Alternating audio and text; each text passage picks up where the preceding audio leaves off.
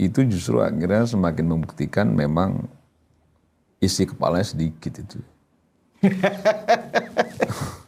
Jadi isi kepalanya sedikit dan itu semakin juga membuktikan bahwa memang Roy Suryo dan kawan-kawan tingkat stresnya tinggi. Jadi apa yang mau kita dengar? Kalau sudah gangguan jiwa gitu ya, kan tingkat stres tinggi itu kan masuknya gangguan jiwa tuh. Kita belum bilang kalau gila ya, tapi bahwa terganggu jiwa. Tudingan ijazah palsu awalnya didasari kebenciannya Roy Suryo. Iya. Tapi momentum itu digunakan oleh kelompok-kelompok kepentingan. Diboncengi lah ya. Iya, digunakan lah, diperalat, sehingga menjadi orkestrasi yang saling bertaut. Gitu loh. Jadi sangat sederhana sekali tuh niat. Nah kalau kita seringkali ya, mungkin ya kita berpikir bahwa ini pertarungan yang sesungguhnya. Ini bukan pertarungan yang sesungguhnya kalau menurut saya. Pertarungan soal ijazah itu bukan pertarungan secara politik yang sesungguhnya. Karena Pak Jokowi sendiri sangat tidak resah soal ini. Ketika saya melihat Roy Suryo menyampaikan, kamu jahat Pak Jokowi, oh berarti dia sudah tahu bahwa itu benar. Dia sudah tahu bahwa itu ijazahnya asli, tapi kok pasalnya ini. Ini kalau berproses, gua kena 12 tahun nih. Turun-turun 8 tahun nih kan gitu loh. Sedang juga kan gitu loh. Kalau kemarin cuma berbulan-bulan aja pakai penyangga leher sama kursi roda.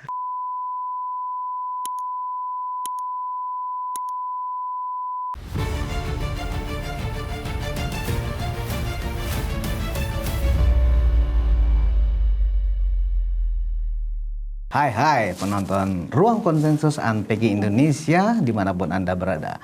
Assalamualaikum warahmatullahi wabarakatuh. Salam sejahtera dan salam sehat untuk seluruh termul dimanapun Anda berada. Kita masih ruang publik masih hangat dengan drama-drama masih seputar framing yang dibangun oleh 8 orang tersangka setelah gelar perkara khusus. Nah, saya hanya ingin mengingatkan seluruh termul ya, sesungguhnya persoalan kita tidak di situ saja. Jangan sampai terjebak dengan permainan Roy Suryo, apalagi saya sebut nih permainan baru nih, permainannya Aiman. Kita jangan terjebak di situ. Nah, hari ini saya sudah mendatangkan ya, bukan kedatangan nih, mendatangkan ya ini ini bukan lagi biang termul ini. Saya nggak tahu nih jenis kelaminnya. Yang pasti saya yakin ini termul juga. Ketua Umum Rampai Nusantara, Mardiansah Semar. Terima kasih Mar sudah datang lagi di Ruang Konsensus. Terima kasih juga dong, udah diundang terus kan gitu ya. Mar, semalam kemarin itu kita dapat kabar Semar dipanggil lagi oleh Bapak ya ke Solo. Pasti ada diskusi. Nah, pasti orang mengkait-kaitkan tentang hasil gelar perkara khusus, ya kan? Walaupun kita tahu sampai saat ini secara prosedur hukum, proses hukum maksudnya, tahapannya sudah jelas. Paling saat ini yang masih diresahkan oleh publik adalah kenapa orang ini sudah dilihatkan ijazah aslinya Bapak, itu masih saja eyel gitu. Ini orang yang tambeng gitu ya kan. Dan sialnya, pihak penyidik Polda Metro Jaya ya, juga membiarkan mereka ini lepas dalam status tahanan kota, ya kan? Nah, ini menarik tentunya. Tapi di balik itu saya akan gali tentang apa yang perlu kita kaji lebih mendalam, bagaimana mengawal Prabowo Gibran ya sampai 2029. Nah, Mar, pertama tentang komentar tentang hasil gelar perkara khusus, yang mana apa yang diteriakin mereka dari kemarin, tunjukin dong. Tunjukin. Nah, udah ditunjukin masih aja. Ada aja terus. Artinya memang mereka ini kalau seorang praktisi hukum, sahabat saya Diolipa Yumara mengatakan, dasarnya memang sudah kebencian. Mau dilihatin kayak apa aja tetap mereka nggak akan percaya. Psikologinya begitu. Kita aja yang bodoh mau dengerin mereka kan begitu. Gimana, Mar? Iya, sebenarnya ini kan nggak mengherankan juga. Sejak awal kan kita sudah sampaikan, kalaupun ini ditunjukkan, itu pasti tidak menyelesaikan masalah. Pasti akan dibangun narasi-narasi yang lain, yang juga tetap mendiskreditkan Pak Jokowi. Dan itu terbukti kan. Setelah ditunjukkan, ya mereka juga akhirnya merasa bahwa sudah ya semakin yakin. Kalaupun misalnya perdebatan ada embos atau enggak, itu ada embos pun enggak diakui segala macam. Sampai ketika kemarin ya, saya baru saja ketemu Pak Jokowi di Solo gitu. Sempat juga disinggung sedikit. Terus Pak Jokowi sampaikan gitu, nah kan udah dikasih tahu juga kan pasti begitu katanya. Makanya pilihan saya itu kenapa di peradilan, karena punya keterikatan secara hukum. Betul. Kalau kemarin itu ditunjukkan semua masih ayel, bahwa awalnya mereka selalu ngotot, tunjukkan saja, perlihatkan gitu. Terus Roy selalu sampaikan begini ya, emang ada ijazahnya di Polda, kan gitu ya, emang punya, gitu loh. Buktinya sampai sekarang kita nggak lihat. Pada titik tertentu dikasih tahu, ini ada ijazahnya, lebih mendekat. Lihat ini ijazah Pak Jokowi. Dibangun lagi narasi yang mendiskreditkan. Jadi sebenarnya nggak juga sesuatu yang mengejutkan dengan sikap mereka. Saya setuju bahwa memang dasarnya kebencian, ya apapun itu juga pasti dia tidak akan bisa menerima fakta-fakta yang itu bisa mengurangi rasa bencinya. Justru dia ingin terus memupuk kebencian itu, yang mungkin juga ini sudah menjadi bagian dari orkestrasi kepentingan politik kekuasaan. Kan begitu ya, kan nggak lepas dari situ. Ya. Misalnya kalau kita selalu diskusi, apakah memang panjangnya persoalan tudingan ijazah ini ada keterkaitan dengan kepentingan politik. Nah, kita selalu menganalisa secara logika dan juga mendapatkan informasi-informasi yang akurat. Bahwa apa yang dilakukan Roy Suryo dan kawan-kawan tentu ada keterkaitannya dengan politik kekuasaan. Bahwa Roy Suryo itu bagian dari penentu atau bagian yang diperalat oleh orkestrasi kelompok-kelompok tertentu, itu soal lain.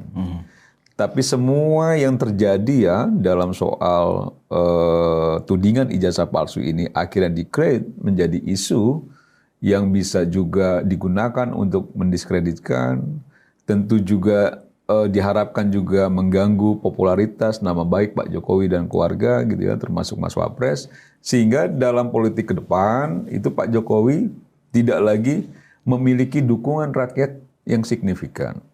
Karena kita meyakini dukungan rakyat Pak Jokowi saat ini kan masih sangat tinggi. Dan itu pasti secara otomatis linear dengan dukungan kepada Mas Wapres. Karena Mas Gibran ini adalah anak beliau, kan begitu loh. Nah inilah yang akhirnya membuat semarak.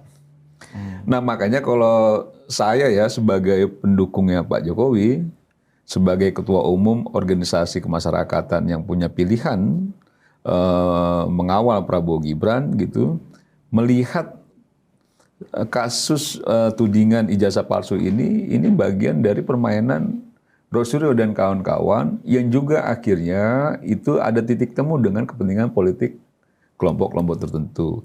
Kalau Pak Jokowi sudah gamblang menyampaikan ada orang besar di baliknya. Nah, orang besar ini kan pasti orang-orang yang ingin merebut kekuasaan politik di Republik ini, kan begitu ya. Nah, ini yang bertaut kepentingannya sehingga targetnya sudah jelas. Nah, kalau targetnya sudah jelas, mau ditunjukkan ribuan kali pun ijazah Pak Jokowi, mereka pasti akan membangun narasi yang memojokkan, yang mendiskreditkan. Nggak ada guna. Makanya kalau saya sih, ya kami sendiri ya di Rampai Nusantara nggak mau ikut genderang itu.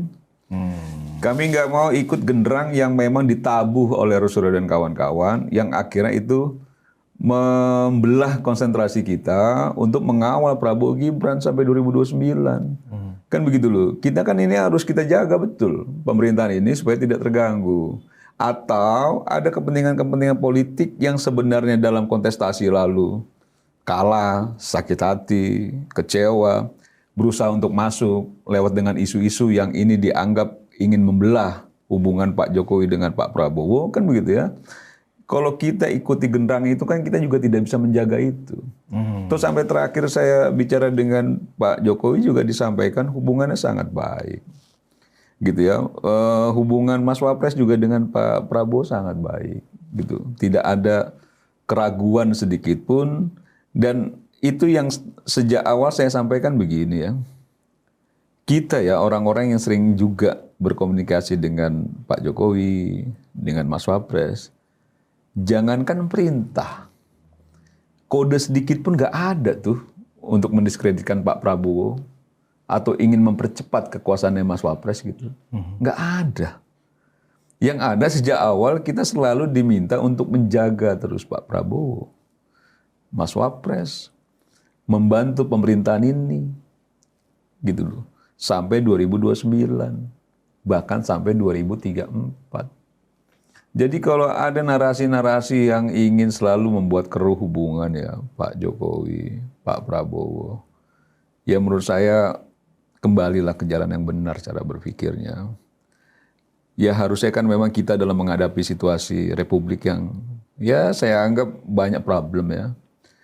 Selain soal bencana yang sedang kita hadapi, soal ekonomi dan lain sebagainya. Ya harusnya kan memang energinya nggak habis di situ. Cuma kan orang-orang ini kan orang-orang kalah nih. Kan ini orang-orang kalah, orang-orang barisan sakit hati, bertemu dia dengan orang-orang yang ingin juga mengambil alih kekuasaan, bertemu juga dengan kelompok-kelompok yang ingin buru-buru menikmati kekuasaan secara penuh. Mungkin kalau sekarang mungkin dapatnya masih sedikit gitu, Bud. Pengen lebih lah gua kan gitu ya. Tapi kan caranya kan memanfaatkan momentum-momentum. Karena dalam politik itu kita bisa memanfaatkan momentum yang ada atau kita menciptakan momentum untuk kepentingan politik kita. Nah ini mungkin dalam soal tudingan ijazah palsu awalnya didasari kebenciannya Rosuryo. Ya.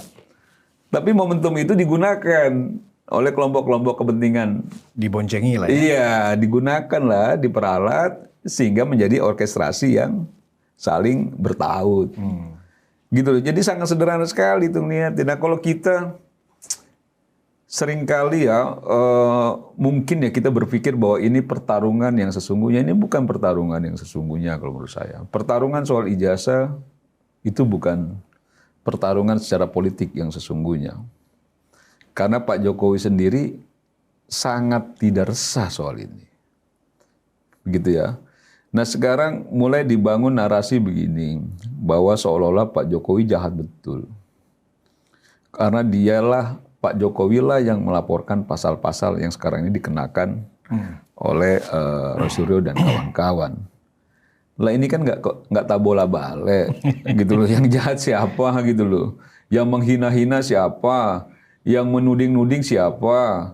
Terus kalau misalnya dia selama ini tidak pernah bisa mendengar ketika kita bilang siapa yang menuduh, kalianlah yang membuktikan. Sekarang kalau kita tanya lagi soal rekening dan lain sebagainya, ya kan kalian yang menuduh, kalianlah yang membuktikan. Jadi mau dia saja sudah. Di awal juga dia yang selalu ngopiok-ngopiok, ayo laporin kalau berani. Kayak gitu loh. Laporin kita. Gitu loh. Pak Jokowi masih diam, dilaporkan juga akhirnya kan gitu loh. Gemes juga kan gitu. Dilaporkan, akhirnya jadi nih barang kan gitu. Jadi berproses secara hukum. Ternyata yang mungkin ya Rosuryo berpikir bahwa yang dikenakan pasalnya masih ece-ece nih. Ternyata ada peluang pasal lain yang mungkin dia nggak duga juga ini. Yang akhirnya dikenakan pasal yang cukup berat kan gitu. Nah ketika itu dikenakan pasal yang cukup berat dengan gaya menantangnya Rosuryo dan kawan-kawan, apalagi Rismon ya, siapa ditantang-tantang gitu, Solo udah jagoan betul ya. Solo udah jagoan betul. Siapa dia ya kan? Nah ketika dia nantang, terus Pak Jokowi mempersoalkan secara hukum dengan menggunakan pasal yang memang ada peluang itu dilanggar. Betul. Oleh Rosuryo dan kawan-kawan. Salah kan enggak. Terus sekarang kamu jahat Pak Jokowi, kamu jahat lah. Ini yang menurut saya gentle sedikit. Kalau kau di awal sudah coba ngopi-ngopi untuk nantang-nantang, ketika tantangan kau dijawab oleh Pak Jokowi dan akhirnya berbuah seperti ini, status tersangka dan lain sebagainya, kenapa kau persoalkan itu? Kan ini yang kau inginkan. Kan ini yang selama ini kau gembor-gemborkan, kalau berani ya tunjukkan, kalau berani ini. Ditunjukkan sudah. Dan saya di podcast ini juga ketika Pemeriksaan pertama ya. pemeriksaan pertama Rosuryo dan Budius tanya saya, ya kan, apakah dalam pemeriksaan kali ini Rosuryo dan kawan-kawan ditahan? Itu saya bilang, feeling saya tidak, keinginan saya iya, kan begitu kan? Jadi ini bertolak belakang nih antara keinginan tapi feeling atau firasat yang saya rasakan rasa-rasanya dia tidak ditahan pada pemeriksaan pertama. Mungkin next time, kan begitu ya. Makanya saya tidak pernah mempersoalkan soal ditahan tidak ditahan, karena statusnya tetap tersangka, proses hukumnya tetap jalan, kan begitu loh. Iya. Dan itu nggak jadi penting lagi soal ditahan nggak ditahannya. Yang paling penting itu statusnya tersangka dan proses penyidikannya berjalan. Dan hitungan saya mungkin nggak lama lagi juga akan limpah ke kejaksaan, kan gitu ya. Kan ini kan lagi diberi ruang aja nih sama penyidik untuk mengakomodir apa yang diinginkan sebagai haknya Rosyuro dan kawan-kawan. Soal saksi yang meringankan, ahli yang meringankan yang diajukan kan diakomodir. Supaya apa? Supaya memang tidak ada lagi ruang untuk Rosyuro dan kawan-kawan menyatakan proses ini tidak berimbang. Proses ini tidak adil. Ya. Karena polisi sendiri mungkin ya, Budius dan kawan-kawan ngerasa kok polisi gini banget sih. Malah kita yang kesal kan. Misalnya kok polisi lamban kali, kok polisi ini sekali. Nah saya cuma menyampaikan begini. Sampai ada dugaan kok polisi masuk angin gitu. Kok polisi masuk angin. Padahal sebenarnya dalam menghadapi situasi hukum ya, proses hukum model seperti ini, itu kan memang polisi sebagai penyidik itu kan harus memberikan ruang hak kepada para tersangka ini yang memang diatur dalam KUHP dan perundang-undangan dan lain sebagainya. Dan menurut saya baik-baik saja. Jadi ketika itu berprosesnya sudah lanjut, kayak kemarin misalnya gelar perkara khusus. Gelar perkara khusus itu kan bukan momentum ataupun bukan sarana untuk menyatakan benar salah, menyatakan asli palsu.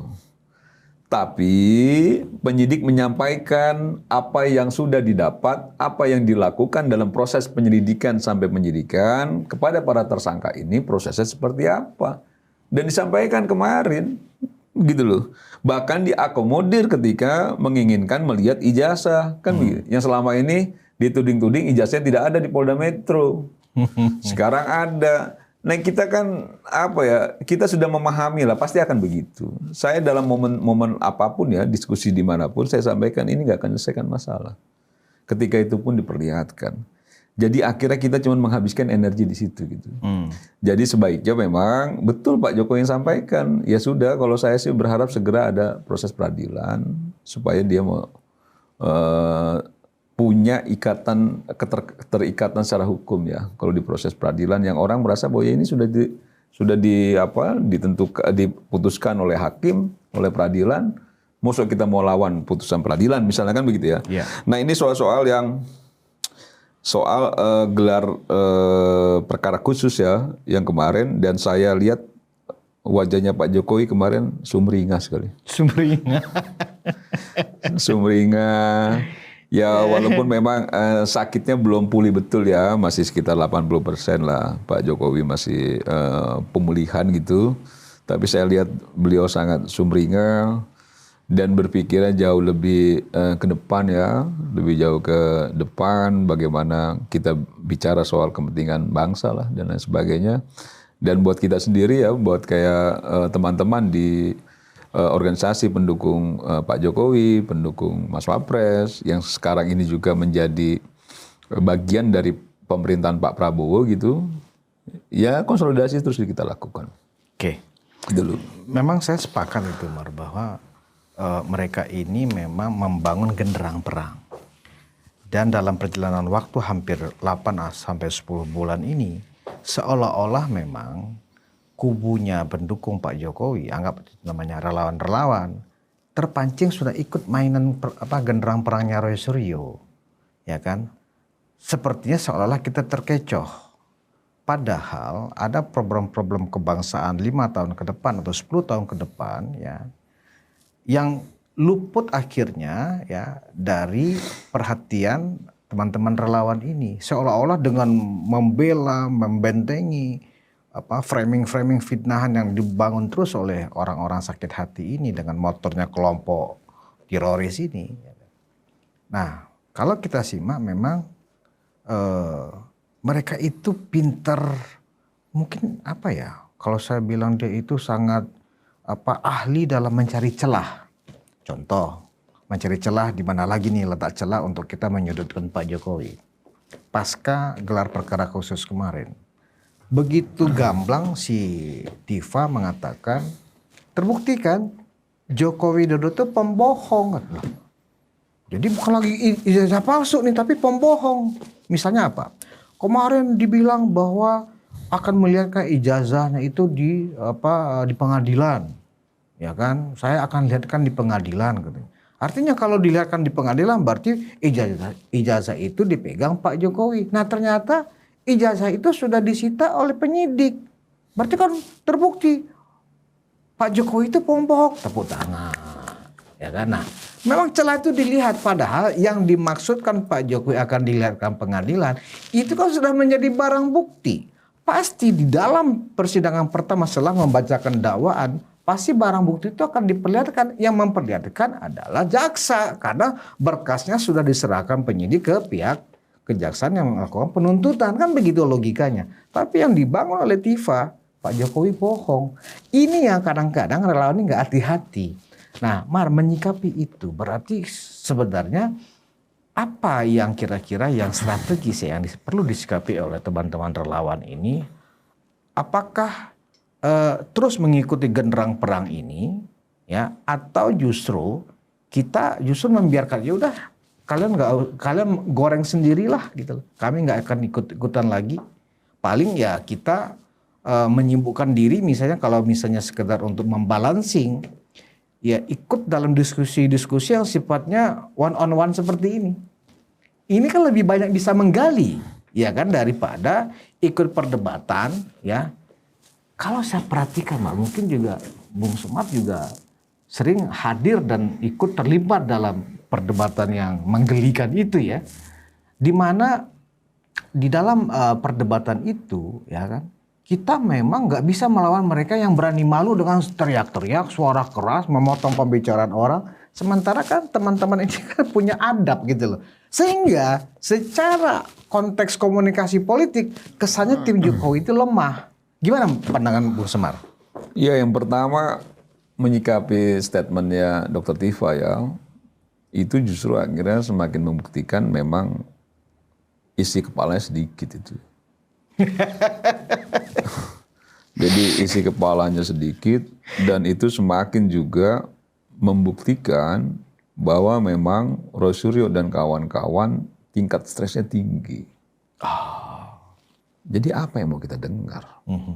Kalau sudah gangguan jiwa gitu ya, kan tingkat stres tinggi itu kan masuknya gangguan jiwa tuh. Kita belum bilang kalau gila ya, tapi bahwa terganggu jiwanya. Karena apa begini ya? Tidak cuma sekali dua kali loh kita sampaikan bahwa ijazah Pak Jokowi itu ada di Polda Metro, dikuasai oleh penyidik. Gitu loh. Tidak sekali dua kali bahwa kita informasikan itu ijazahnya sudah ada di Polda Metro sebagai bukti. Dan memang disita. Karena memang disita oleh penyidik. Nah, ketika Pak Jokowi sampaikan, kita sampaikan juga, nanti akan diperlihatkan di pengadilan. Nah, kalau orang isi otaknya banyak, dia tidak melihatnya bahwa Pak Jokowi pegang. Ini kan karena sedikit isinya, kepalanya, jadi dia ngerasa bahwa ijazahnya masih Pak Jokowi, nanti dibawa ditenteng-tenteng ke peradilan ditunjukin, nggak gitu. Kalau ini ijazah saya pakai begitu. Iya, kalau isi kepalanya masih utuh tuh nggak gitu cara berpikirnya. Kan udah ada informasi bahwa ijazah disita. Pak Jokowi yang ngerasa memiliki ijazah itu menyampaikan, ya nanti kita tunjukkan di peradilan. Bukan berarti dia pegang. Nah, bagaimana kita mengikuti alur pikir yang sakit, gitu loh. Nah, kalau tadi Budius sampaikan apa sikap teman-teman gitu ya terkait dengan genderang yang dibangun, nggak apa-apa juga kalau misalnya kita hadir untuk membalancing informasi, karena target kita bukan mereka, target kita itu publik, supaya publik itu tidak tergiring dengan masifnya wacana-wacana yang sesat ini. Hadirlah kita untuk menyampaikan perimbangan informasi bahwa yang disampaikan oleh saudara dan kawan-kawan itu tidak tepat, tidak benar. cenderung malah memang itu unsur fitnahnya tinggi misalnya gitu. Nah, kita hadir untuk menyampaikan ke publik dengan logika yang apa ya, dengan argumentasi yang logik, rasionalitas, nggak perlu juga kita marah-marah kok. Kan begitu ya, tapi kita bisa menyampaikan dengan runtut, ini loh, kan gitu ya. Nah, ini perlu kita lakukan untuk publik. Kita ingin menyelamatkan isi kepala publik supaya tidak ikut sesat seperti Rasulullah dan kawan-kawan, kan begitu aja sebenarnya. Atau minimal jangan sampai isi kepalanya juga sedikit Sedikit, publik, ya kan? ya, berkurang terus kan gitu loh. Nah, persoalan bahwa kita fokus soal yang dalam skala politik yang jauh lebih besar, yaitu menjadi pegangan kita juga. Iya. Kan bukan berarti akhirnya kita pol-polan main di situ, ngabisin energi di situ, nggak penting. Itu yang terjadi sama relawan saat ini, pol-polan ya nggak akhirnya. penting lah. Ya itu yang saya bilang, kita bukan mengikuti genderangnya Rasulullah dan kawan-kawan, tapi kita hanya membangun keseimbangan informasi. Bahwa kita punya genderang sendiri yang kita mainkan, misalnya bagaimana fokus menjaga pemerintahan Prabowo Gibran, bagaimana membangun kekuatan sipil di seluruh Indonesia. Karena menurut saya ya, kekuatan sipil ini kan harus dijaga dengan kepentingan republik yang begitu besar. Pada titik tertentu pasti diperlukan kekuatan rakyat itu. Karena kita merasa negara yang demokratis pasti negara yang sipilnya kuat. Kan gitu loh. Nah, ini menarik nih, Mas. Jadi kita berangkat dari satu poinnya adalah kita lepaskan dulu diri kita, khususnya termol-termol nih ya, termol-termol, entah dia relawan atau hanya simpatisan. Melepaskan diri dulu dari drama genderang perangnya mereka. Ya, itu kan? bukan arena pertarungan yang sesungguhnya itu bukan gitu loh. arena kita, bukan berarti kita membiarkan. Membiarkan, ya. Artinya misalnya memang saya lihat sekarang Bung Semar ini sudah jarang ikut acara-acara seperti perdebatan-perdebatan konyol itu ya kan. Ya sekarang ini mumpung saya ingat ya tadi Budius menyinggung soal diskusi-diskusi yang dilakukan oleh Aiman misalnya kan begitu ya. Saya berapa kali di situ memang.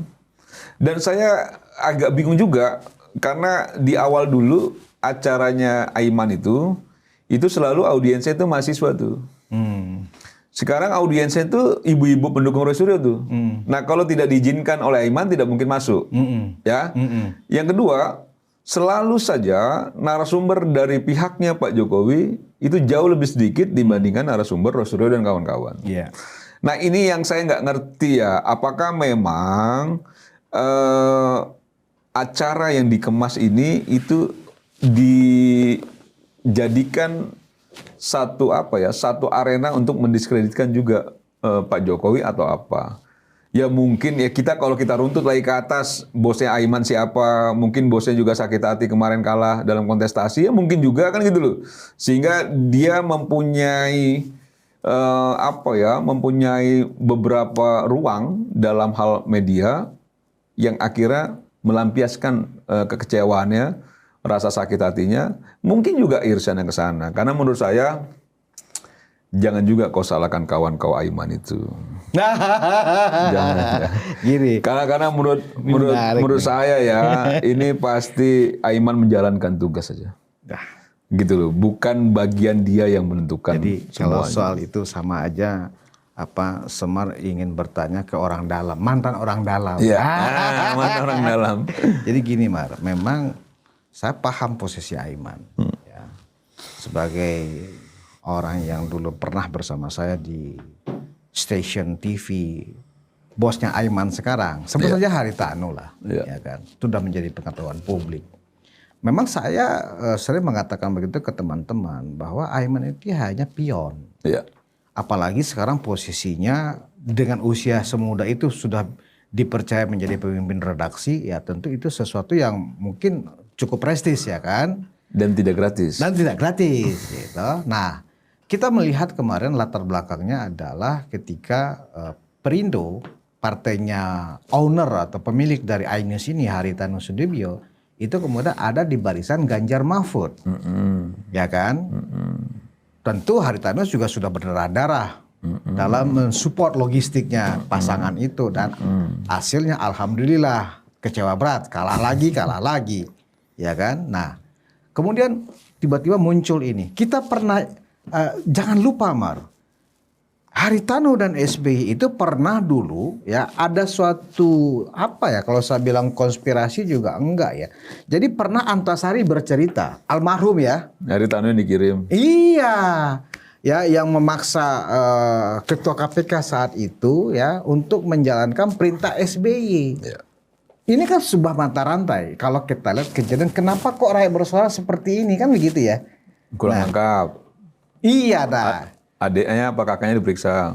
Adiknya Nyangkut kemudian kasus hukum. terkait dengan kasus korupsi di Kementerian Kesehatan pada saat itu. Nah, jadi kalau bisa kita tarik ke belakang irisannya, kenapa PDIP ikut genderang ini, kenapa Demokrat ikut genderang ini? Sebenarnya benang merahnya sangat terang benderang bahwa Aiman selaku host sebagai pion ya kan, memang gurih untuk memainkan drama-drama ini.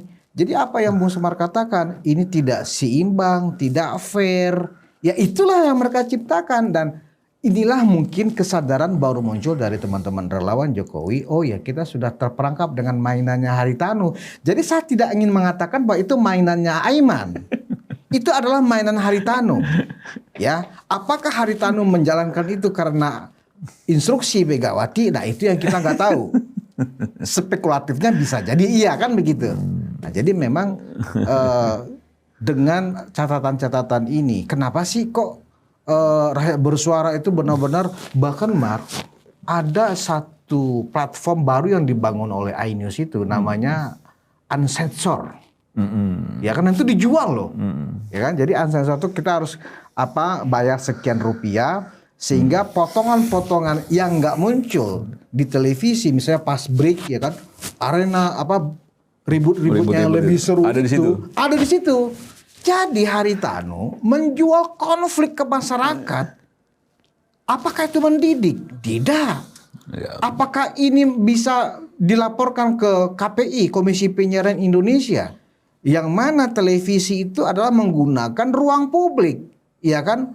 Menggunakan frekuensi itu ada pertanggungjawaban. Sementara nyata-nyata iNews ya membangun ya mengajarkan publik untuk terbiasa konflik, untuk membiasakan publik untuk saling tidak percaya, saling mengungkapkan kata-kata yang bukan menjadi kultur Indonesia.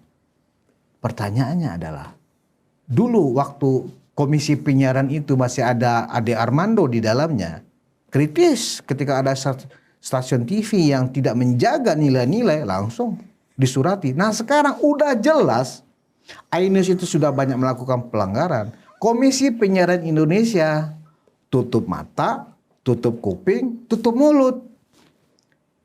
Jadi saya hanya mengomentari sinyalemen yang disampaikan Semar. Kita jangan ikut genderang perang, itu intinya. Iya sebenarnya kan ya saya nggak terlalu konsen ya soal Komisi Penyiaran ya. Tapi bahwa publik sudah cerdas. Kalau kita lihat di media sosial itu mayoritas orang menghujat Aiman. Dia anggap bahwa itu acara yang mengadu domba dan lain sebagainya. Tapi Aiman tetap tegak lurus untuk jalan karena mungkin bosnya belum nyuruh dia berhenti. Karena bosnya juga kan menyelamatkan kasus hukumnya dan lain sebagainya gitu. Jadi saya sangat memahami kawan kita itu gitu ya. Dia dalam posisi yang tidak terjepit sebenarnya. Ya, dalam posisi yang tidak mudah menjalankan misi ini gitu. Ya oke saja sih, silakan aja. Dan mungkin juga jangan-jangan memang HT sedang coba menaikkan posisi tawar agar bisa juga kembali diberi pintu ya untuk masuk dalam lingkar kekuasaan. Nggak mudah loh, latar belakang pengusaha gitu ya dan lain sebagainya itu berseberangan dengan kekuasaan nggak mudah, sangat tidak mudah. Apalagi misalnya kita tahu dengan berbagai dinamika ya yang terjadi itu. Peristiwa bisnisnya HT misalnya, rebutan MNC dengan Mbak Tutut, gitu segala macam. Itu kan sekarang Pak Prabowo yang mau mantan istrinya itu kan cendana, mau tidak mau punya anak, dia punya Didit dan lain sebagainya. Pecah pala juga HT kan gitu loh. Udah di satu sisi dia kalah bertarung dalam kontestasi, yang menang pun akhirnya di pihak yang selama ini tersakiti juga. Jangan-jangan ini salah satu sarana dia untuk menaikkan posisi tawar ya. Semoga udahlah, ini berisik kali ini kan gitu ya. Supaya dia nggak berisik, biar dia bareng kita lagi lah. Mungkin juga begitu dalam politik ya. Tapi menurut saya sih nggak apa-apa juga. Semua orang boleh lah bermanuver secara politik. Semua orang boleh diberikan ruang untuk melakukan sesuatu sesuai dengan apa yang menjadi kepentingan politiknya gitu. Boleh-boleh saja. Nah, tinggal lagi diri kita. Kita jangan terjebak dalam hal-hal yang akhirnya juga merugikan kita secara kelompok maupun secara kepentingan politik kita ke depan. Nah, itu yang paling penting kalau menurut saya sih. Jadi kita udah tahu, oh ini ya sudah kan gitu loh. Kita tahu tuh batasan mana yang kita masuk, batasan mana yang kita cuekin kan gitu loh. Jangan juga akhirnya kita baper gitu. Seolah-olah bahwa ini pertarungan kita yang sesungguhnya. Bukan. Ini gue sampaikan ya ke semua teman-teman ya. Teman-teman termul-termul kalau bahasanya Budius itu ya. Termul. Ini bukan pertarungan kita yang sesungguhnya. Jangan dihabiskan energi di sini, jangan juga akhirnya semua fokus ke sini. Kalau kita memberikan informasi itu sebagai penyimbang. Ketika kita tampil di media, kita tampil dalam debat-debat, itu bukan kita masuk dalam genderangnya, tapi kita ingin menyampaikan ke publik apa yang disampaikan mereka tidak benar. Apa yang disampaikan mereka itu bagian dari tudingan, fitnah, dan lain sebagainya. Nah, kita yang menyampaikan dengan logik, dengan penuh rasionalitas tuh. Jangan juga akhirnya kita, waduh, mereka kompak begini loh. Ini apa ya? Ketika kita hadir di debat-debat, terus di situ tiba-tiba memang diberi ruang audiensnya para pendukung Roy Suryo. Emang kita nggak bisa? Itu dalam hitungan menit gue bisa penuhin tuh pendukung gue tuh. Dalam hitungan menit tuh. Biar gimana pun gue ketua umum organisasi nih gitu loh. Iya. Ya semua anak-anak selalu bilang gini ya ke saya nih kalau kita nggak perlu hadir tuh, nggak usah, ini kita diskusi, debat. Jangan juga bawa pasukan kan gitu loh. Nggak pernah bawa pasukan buat gua. Iya. Padahal kalau mau penuh itu kali. Bisa kita bikin penuh juga gitu loh. Gitu loh. Kita sendiri aja karena menurut kita dalam proses debat apapun itu kan landasannya kan cara berpikir. Landasan itu kan isi kepala kita tuangkan, pendapat kita tuangkan, bukan soal fisik, bukan soal huru haranya. Jadi nggak penting itu, kalau menurut saya itu nggak penting itu kita fokus ke huru haranya gitu.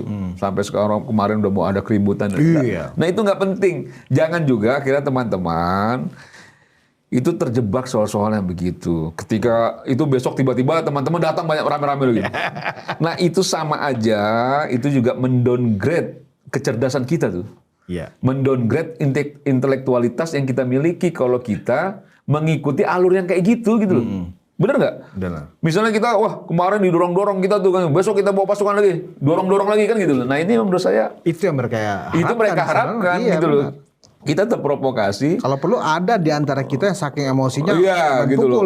Main pukul, rame lagi. Gitu. Nah ini yang maksud saya, kita tidak usah terlalu fokus dengan manuver yang dilakukan oleh pihak lawan ya, Roy Suryo dan kawan-kawan. Tapi kita fokus pada diri kita sebenarnya.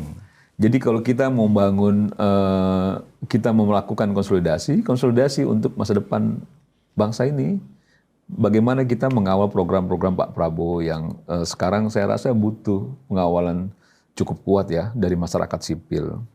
Kan begitu ya, karena banyak orang merasa masih ada kurangnya nih soal MBG misalnya, makan bergizi gratis. Ini masih ada kurangnya nih soal ketahanan pangannya dan lain sebagainya. Nah kita yang coba untuk melakukan penguatan-penguatan itu yang jauh lebih baik. 2029 masih jauh, kan begitu loh. Ngapain kita bicara soal-soal yang akhirnya program-program yang dilakukan oleh pemerintahan Pak Prabowo ya sama Mas Gibran, itu akhirnya juga tidak ada penguatan dari kita, para pendukungnya, yang sejak awal memang berjibaku untuk memenangkan Prabowo Gibran. Kalau mereka kan malah mau ngalahin Prabowo Gibran Pilpres kemarin. Masa kita mau ikuti itu? Ya orang barisan sakit hati, barisan kecewa, yang kerjaannya pengennya pemerintah ini nggak bener. Pemerintah ini nggak maksimal. Makanya bikin kacau-kacau kan gitu loh. Kacau-kacau banyak caranya. Sekarang yang digunakan isu ijazah palsu. Setelah ini reda pasti ada isu lain, Bud. Dan bersuara Haritano dijadikan sebagai instrumen. Bagian dari instrumen lah. Bagian dari instrumen. Tapi saya ngeliat begini, Mar. akhirnya program Rakyat Bersuaranya Aiman ini kan orang melihat yang menjadi korban yang kemudian dimaki-maki termul adalah Aiman. Ya kan, Haritano ketawa-ketawa tuh. Ya kan, padahal kan dalangnya semua kan dalam konteks Ya Rakyat kan, Bersuara bosnya. adalah Haritano. Bosnya. Nah, di sini saya melihat bahwa ya cara berpolitik HT ya memang kalah dengan Surya Paloh. Ya. Dia memang dangkal sekali pemahaman berpolitiknya, Iya. ya kan? Iya. Terlihat begitu. Kenapa saya bilang dangkal dan dia kalah dengan dalam berpolitik dengan Bang Surya? Karena waktu 2019-2024 anaknya Haritano kan menjadi wakil menteri, dipercaya oleh Pak Jokowi. Iya. Ya kan? Nah, lagi-lagi terbukti air susu dibalas air tuba oleh Haritano kepada Pak Jokowi. Dengan dia fasilitasi Rakyat Bersuaranya, dijadikan Aiman jadi tombaknya, ya kan? Oke man, gas, kau kan aku sudah selamatkan, ya kan? Kau pun aku kasih jabatan pemret itu, ya kan? Kau gas ini, mainkan, kan gitu. Nah, ini yang harusnya dibaca oleh publik dalam melihat Rakyat Bersuara, ya kan? Nah, kalau toh memang teman-teman termol ini masih tetap hadir di situ, harusnya dengan sebuah mindset. Mindsetnya apa? Iya. Gue hanya mau balancing. Iya. Lu nggak benar, gue sanggah itu Iya, aja. itu Nggak aja. usah ikut perdebatan ini Iya. palsu benar atau Iya, enggak kan iya, gitu iya. loh. Makanya sempat beberapa kali gue sampaikan sih, nggak bosen apa man. Iya. ngomongin ini. Iya bosen juga sih bang, cuman rating masih bagus. Alasannya rating, karena Oh, rating masih bagus. rating masih bagus. Cuman kan, ya mungkin ya iya betul juga secara pragmatis ya rating bagus. Ya, tapi dalam segi substansinya, capek nggak sih kita misalnya kita berbulan-bulan debat nih, terus sebenarnya proses hukumnya sudah beranjak gitu, tapi kita perdebatan masih di sini, balik lagi sini nih.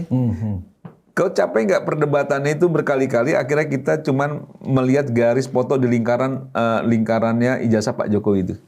Ini putus, ini enggak, ini putus, ini enggak. Wah ini ada Kemudian embosnya, ini enggak. Udah tuh. Taruh urat leher. Dan di itu dari situ, beberapa ya bulan kan? lalu. Iya. Nah sekarang masih juga itu gitu. Ini ngapain sih kita masih di situ aja?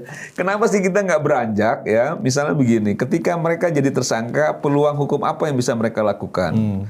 Kan begitu ya. Terus kenapa misalnya memang kajian-kajiannya terkait dengan perdebatan pasal yang dikenakan? Kan begitu ya. Terus kita lagi perdebatannya bagaimana nanti dalam proses peradilan. Apakah memang kan begitu ya? Dalam proses peradilan nanti itu bukti-bukti yang dimiliki oleh Roy Suryo dan kawan-kawan itu bisa dipertahankan gitu loh, untuk memperkuat mereka dan lain sebagainya gitu. Jangan juga akhirnya mereka selalu berwacana lagi, berwacana. Itulah kenapa akhirnya kita berpikir, oh memang targetnya mereka tuh ya membangun opini, bukan mengejar soal kepastian hukum, bukan mengejar soal kepastian asli atau tidak. Tapi yang menjadi targetnya itu membangun opini untuk mendiskreditkan Pak Jokowi dan keluarga. Nah itu yang sedang dilakukan. Nah kalau itu menjadi target, ya sudah tidak peduli lagi dia soal proses hukumnya. Itu mau ada prapit kek, mau apa kek, cuman dia mencari sarana aja tuh untuk membangun opini publik gitu loh. Nah terus kita mau main di situ.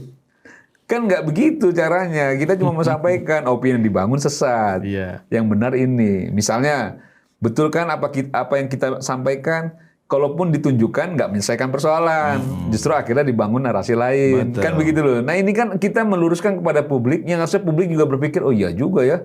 Udah ditunjukin aja masih begitu. Sebelumnya tunjukin aja selesai. Iya. Perlihatkan selesai. Perlihatkan selesai.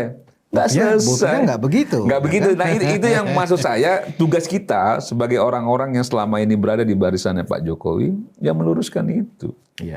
Memberikan keseimbangan informasi yang harapannya memang dibangunlah argumentasi yang basicnya itu rasionalitas gitu.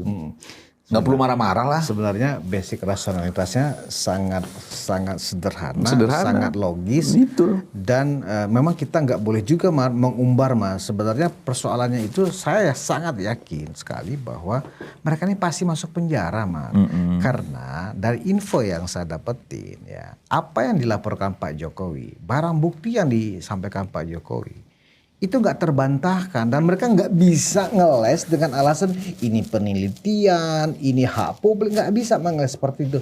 Itu faktual, barang-barang bukti yang disajikan yang jumlahnya sampai ratusan itu, ya kan, saksinya itu sampai 20-an, itu nggak akan terbantahkan.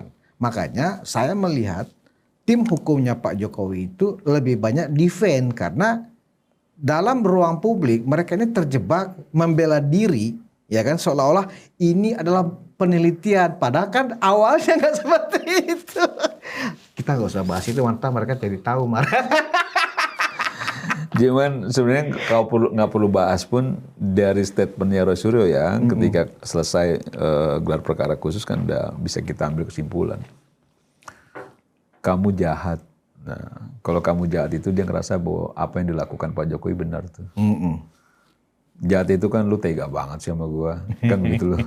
Kita kan teman lama juga bos, kan gitu. Tolonglah bos, jangan kejam-kejam kali kan gitu ya. Jadi dia sudah tidak lagi mendebat soal substansinya. Dia cuma bilang jahat banget tuh yang dikenain Pak Jokowi pasalnya sekian itu ternyata Pak Jokowi langsung. Ya emang dia yang punya legal standing untuk melakukan itu Pak Jokowi kan begitu loh. Kan nggak ada salahnya juga. Makanya ketika saya melihat Roy Suryo menyampaikan kamu jahat Pak Jokowi, oh berarti dia sudah tahu bahwa itu benar. Dia sudah tahu bahwa itu ijazahnya asli, tapi kok pasalnya ini. Ini kalau berproses gua kena 12 tahun nih. Turun-turun 8 tahun nih kan gitu loh. Sedang juga kan gitu loh. Kalau kemarin cuma berbulan-bulan aja pakai penyangga leher sama kursi roda, pura-puranya kan gitu loh, apalagi yang di atas 10 tahun nih ancamannya gitu loh. Jadi ya sudah lah, itu menurut gue sih bagian dari gimmick-gimmick yang mereka lakukan dalam rangka membangun opini publik tadi, Bud. Jadi nggak usah lagi kita terlalu fokus-fokus itu. Dan apalagi kan kemarin Bung Semar kan baru juga ketemu Pak Jokowi. Iya, saya ketemu Pak Jokowi. Dan dari hampir 2 jam saya ngobrol. Yang sudah dijelaskan, loh Pak Jokowinya sangat sumringah, santai, ya kan, nggak terganggu sedikit pun, ya kan, dengan framing-framing yang dibangun oleh teroris ini, itu kan adalah sebuah refleksi bagi kita sebenarnya bahwa udahlah nggak usah ikut genderang perang mereka. Pak Jokowi tengah-tengah aja kok. Karena apa? Pak Jokowi memikirkan hal-hal yang lebih strategis bagaimana Prabowo Gibran sampai 2029 ini benar-benar sukses, betul. Mengurus rakyat, ya kan, di tengah situasi yang kita sedang banyak tantangan nih. Bencana alam, tantangan. Kemudian juga bagaimana kita mendatangkan investor dan seterusnya. Itu yang dipikirkan Pak Jokowi daripada persidangan nggak dipikirin sama Pak Jokowi. Iya, mungkin orang nggak percaya ya. Hampir 2 jam saya bicara berdua saja Pak Jokowi. Hampir tidak menyinggung soal ijazah. Padahal ya itu gelar perkara khusus baru dilakukan tuh. Hampir ya dia cuma, saya nggak tanya aja, dia cuma bilang ya itu kemarin diperlihatkan aja kan juga masih nggak terima juga, sambil senyum-senyum aja tuh. Udah nggak ada lagi bicara lain gitu, nggak misalnya harus dilakukan perlawanan, nggak ada gitu, nggak ada bicara lebih banyak soal lain gitu. Makanya hampir tidak disentuh Pak Jokowi, padahal lagi hits-hitsnya tuh media menyampaikan gelar perkara khusus, dia nggak ngomongin itu loh. Sedangkan dia tahu kita sering tampil di publik kan gitu loh, enggak tuh. Terus dia nggak pesan bahwa nanti Mas bicaranya, nggak ada. Malah kita bicara soal tadi bagaimana mensukseskan Pak Prabowo Gibran, bagaimana kita kan punya basis ya, kita punya organisasi, terus diperkuat, sentuh rakyat, temui rakyat, makanya kita akan konsolidasi se-Indonesia nih, insya Allah jalan ya, mulai awal tahun, untuk bagaimana menyerap apa yang diinginkan masyarakat kita dan sebagainya, sambil juga menguatkan jejaring yang kita punya. Itu konsen kita untuk menjaga Pak Prabowo dan Gibran mensukseskan program-programnya dan lain sebagainya gitu. Makanya ini kayak heboh di luar gitu. Sekarang kayak kau aja, Bud. Kalau kau meyakini ijazah kau asli nih, gua nggak pernah bikin, gua nggak pernah masukin, slow kan? Orang mau ribuan juta orang ngomong juga ya. Emang gue pikirin gitu loh, bahwa dia sudah proses, ya sudah lagi dari proses kan gitu loh. Tapi bahwa ada gimmick-gimmick berikutnya nggak dipikirin berkali-kali loh. Saya ketemu Pak Jokowi itu udah lumayan sering gitu, dan berdua aja. Jadi kalaupun dia bisa sampaikan sesuatu yang agak ini gitu, harusnya bisa juga gitu loh. Enggak juga soal ijazah. Nggak juga. Harusnya ketika kita sebagai termol ya, merasa bahwa Pak Jokowi merasa terpojokan, merasa diperlakukan nggak adil, merasa nggak diperhatikan juga oleh Pak Prabowo misalnya dalam kasus ini, pasti ketika bertemu kemarin pasti Pak Jokowi pasti udah curhat. Oh iya, waduh, Mas. Nggak begitu. Aduh, menarik.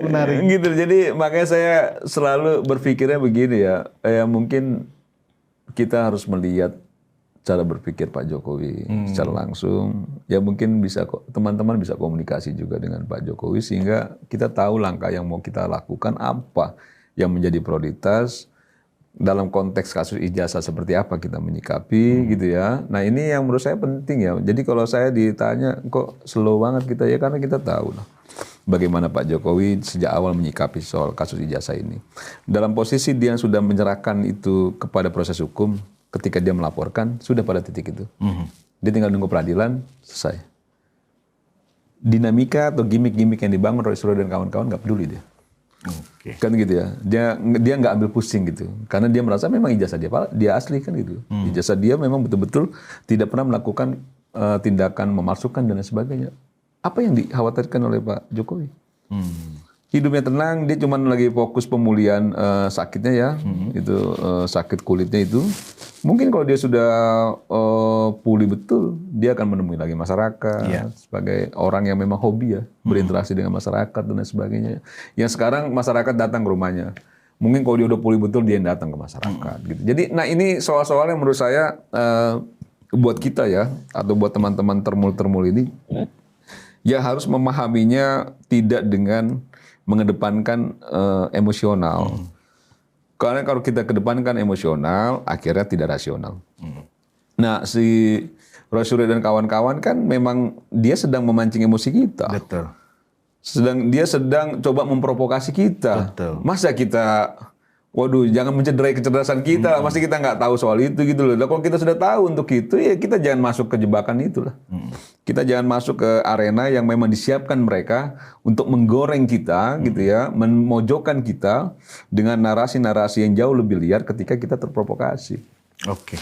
Gitu. Terima kasih Bung Mardiansah Semar, Ketua Umum Rampai Nusantara. Ini benar-benar sebuah perspektif yang setidaknya teman-teman termul, ya, seluruh Indonesia, seluruh dunia, ya kan, dan juga teman-teman relawan mulai mengidentifikasi secara lebih jelas, mengevaluasi di mana posisi kita seharusnya bermain. Betul. Ya, jangan ikut permainan orang lain. Genderang orang lain. Jangan ikut permainan genderang orang lain. Ya.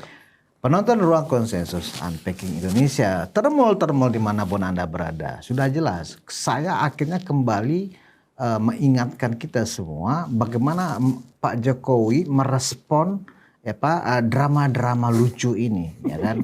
Nah, apa yang saya teringat kembali? Sebenarnya saya pernah beberapa bulan lalu mengingatkan ini bahwa kita harus seperti Pak Jokowi, kita harus memperlakukan drama-drama ini seperti anjing menggonggong, kafilah berlalu, gitu loh. Nah, artinya apapun drama yang mereka bikin di televisi, ya, suara-suara yang teriak-teriak kayak orang, ya kalau saya menggunakan istilah Bung Semar, agak tipis isi otaknya kan gitu. Nah, itu mungkin konsekuensinya. Jadi karena itu kita tunggu saja ya apa langkah selanjutnya dari Polda Metro Jaya yang secara prosedural mestinya setelah ini masuk ke penuntutan kemudian diberkas sampai ke pengadilan. Kita tunggu saja. Ini akan cepat kok. Dan kita harus mengikuti sikap Pak Jokowi. Nggak perlu juga kita marah-marah. Ya, nggak perlu juga kita sakit hati bahwa Pak Jokowi aja sumringah dan sehat-sehat aja, santai-santai aja, nggak merasa tersakiti, nggak merasa kecewa, gitu loh. Nah, ini situasi Pak Jokowi yang baik-baik saja seperti ini, saya yakin Tifa, Rismon, Roy bakal stresnya makin dalam. Ya, mudah-mudahan ya jangan sampai masuk rumah sakit jiwa. Terima kasih atas perhatian Anda. Budi Semauruf Piliang, anak Sulu Mulyono, undur diri. Kita bertemu di episode selanjutnya. Wassalamualaikum warahmatullahi wabarakatuh.